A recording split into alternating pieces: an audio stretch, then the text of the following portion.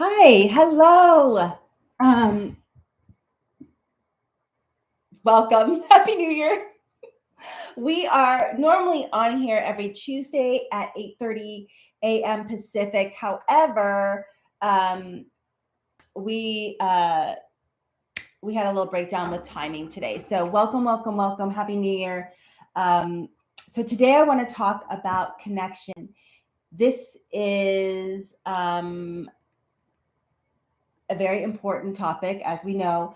And really quickly, I just want to say that my name is Beth Osmer, and we are new to YouTube. We come on here. I come on here live every Tuesday again at 8:30 a.m. Pacific, and we cover different topics related to spiritual growth, related to human growth, and today we're going to be talking about connection. So, a lot of people talk about what is your word for 2023? What is your word for the year? And my word is connection. Now, the reason my word is connection is, first of all, I'm going to talk a little bit about the value of connection and why it is so important. If you think about one of the biggest forms of torture in the prison systems and in systems and societies in history has been solitary confinement.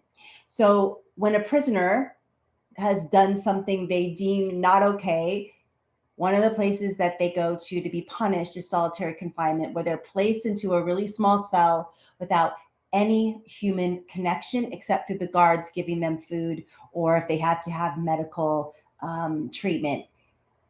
And the reason why it is torture is because human beings need the connection of other human beings. And when we're not connected to other human beings, we get sick, we lose, we get mentally sick, we get physically sick, we break down. We break down internally, we break down emotionally, and we break down physically. And you've probably heard about those studies where I think that I don't remember exactly where they did it. I remember learning about this in sociology class in college, that they did studies on babies that were born, and the babies that hadn't they were doing a study that where babies were not touched, were not held. These are babies that were in orphanages or foster care, or they just didn't get that human connection. They would actually die. So human connection is not just about thriving, it is literally about surviving. And I was reading this statistic yesterday actually, that, sorry, this is really dark. Let me um, see if I can make this a little brighter. That I was reading this statistic that the Arizona State University did, that 30 years ago, most people had three close friends that they could rely on or depend on. And cut to today, most people have one good friend that they can rely on. Now, this is a study. It doesn't go for everyone. We're talking about most people here. One good friend that they can rely on. And here's another one. 25% of people feel, that's a lot of people, feel they don't have one person, not one, that they can depend on, call, or rely on. These are people, I don't know what the study covered. These could be people that have a big family. These are people that could be living with a bunch of people, but they still don't feel like they have that one person that they can call on and connect with. That is huge. Now, and as we are moving into 2023, you're going to start to see more ways from our environment and from society where we're going to be led to disconnect even more. The phones, the introduction of the cell phone. You will hear spiritual teachers talk about this. I've heard spiritual teachers talk about it. I've heard other teachers talk about it, that the introduction of the cell phone, like the television, was the beginning of our potential connection and demise as a species. And I don't know if it's that grave. However, it has the possibility of being that grave. When the cell phone was introduced, we started to disconnect in massive ways. Now, what's going to happen is in 2023 and beyond, you're starting to see more talk of it, AI, and all of these different things. There's more streaming and things, more opportunities for us to disconnect and isolate and binge watch and eat food and all of those things that we do to not connect. That is going to get more intense as we move forward. So creating connection and creating opportunities to be in community is going to be more important now than ever before. Now, with connection, the breakdown of connection, I've been really thinking about this and really meditating on this. As a person, I was born into a family that was incredibly disconnected, and I lost my parents. By the time I was 5 years old, I had no parents. And I was tossed around to different various families. And I lost my train of thought there. That was really weird. And I was put into foster care. I mean, I was the disconnected kid. I have the orphan archetype. And my family was incredibly disconnected. And what did it cause? The disconnection in my family caused addiction, suicide, depression, sexual abuse, anxiety, poverty. And when I really think about it, like if I really break it down, I can break all of that down to a lack of connection. A lack of connection to ourselves, to the people within, a lack of connection to the divine, a lack of a connection to each other, and going off into individual silos. My mom, she had bipolar, so they put her in an institution. Instead of working with her, instead of supporting her and helping her, they just locked her up. Just completely disconnected her from society. So, as we go into 2023, the value of connection is going to become more and more important. So really thinking about, and the connection to nature. So really thinking about in your life, where are the places that you are disconnected? And here's what I'm going to say. When we're disconnected, let's say you're disconnected from money, let's say you're disconnected from your dreams, let's say you're disconnected from one of your children, from your spouse, all of these examples in your life, and I have places in my life too where I'm disconnected and I'm working on them. One is with the energy of money. I don't want to deal with money. I don't want to deal with it. I want to be connected to it because I have a lot of stories around money that I'm still working on. But the lack of connection to money causes breakdown with money. The lack of connection to most things will cause breakdown. So really thinking about the places in your life where you're not connecting. And let's say, like I used all those examples, everything comes back to the relationship you have in yourself, and the place why you're disconnecting from something from outside of yourself generally comes from we just don't want to deal with it. We don't want to feel it. We don't want to address it. And we don't want to feel really feel into the wounding, the breakdown, the challenge that created the disconnection to begin with. And then the more we disconnect, it's like a cancer. It just keeps going and it gets worse and worse and worse unless we actually do something about it. One of the things I noticed in my work and what I want to start teaching you and start teaching people is how to drop in and truly vulnerably connect with another human being. And vulnerability being the key word here. Because when we connect, we're being vulnerable. Many people will say, I have an easier time connecting to my dog or my cat than I do with other people. Why is that? We could guess. Because the dog or the cat, maybe the cat, I don't know, the dog or the cat, they're not judging you. They're not criticizing you. They're not telling you that you're not doing it right. They're not looking you up and down. They don't have that. So we tend to be able to open our hearts a lot more to our animals than we do to other people. We've become a society and a world that's afraid to be vulnerable. That's afraid to connect. And it all comes down to fear. If you think about, let's say, let's just use the example of a mother and a daughter that are estranged, or maybe they talk once a month, or maybe they talk once a year. What happened to get them to be in opposite sides of energy where they're not connected? What is the breakdown?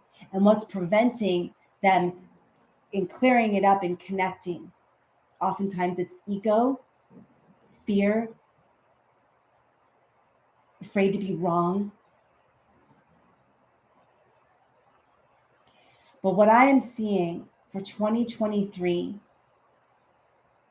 is that if we do not learn how to connect with one another authentically and connect with the divine and with yourself, without masks and without the programming, we're at a really serious crossroads. We're at a really serious crossroads. Now, there are going to be people that are going to actively choose more tech, more AI, more big business, more capitalism, more being disconnected and being more into their technology. There's going to be those people, and we're not going to be able to stop them. That's just where they're going to go. And there's going to be other people that are going to want to learn more how to connect back to nature, connect back to animals, connect back to the elements, mend the relationships with their family members. Connect within, connect with the divine. We are stronger together and we are weaker alone. So if you have a story that keeps you isolated, this is the year to blow that story up. To blow that story up. And if you're one of the 25% that I talked about at the beginning of this video, that feels like they don't have one person that they can rely on. I used to have that story. In fact, that story was very real for me. It was kind of true. I didn't. So what did I have to do? Because of the way I was brought up with absolute breakdown in the family, I had to create it. I had to learn to get vulnerable. I had to learn how to connect with people to fucking survive. I didn't have the family, so I had to learn. For me, it was survival. So if you are one of those 25%, or even the other people that you feel like, I just have that one person I can rely on. One, be grateful for that one person. Hallelujah. Amen. But there's more. We thrive in community. This is the last thing I'm going to say, because you're going to hear me talk more and more and more about connection in 2023. I truly believe that why women in the Western world get depressed after they have a baby is because we are not living tribally. When I had my baby, it was like I just got depressed for like a month. Why? I felt alone. There weren't aunts and cousins and mothers and all the tribes and people coming around to support me, to hold the baby, take care of the baby, teach me. I mean, I have my mother-in-law, I have my husband. But what I see is we're too isolated, and women having babies, we're not living in these communities like we are meant to do, where we come together. And if groups scare the shit out of you, if you're one of those people of like, I don't want to be in a group, it scares me. It's your fear. You have been programmed to be scared of groups. You've been programmed to be scared of community.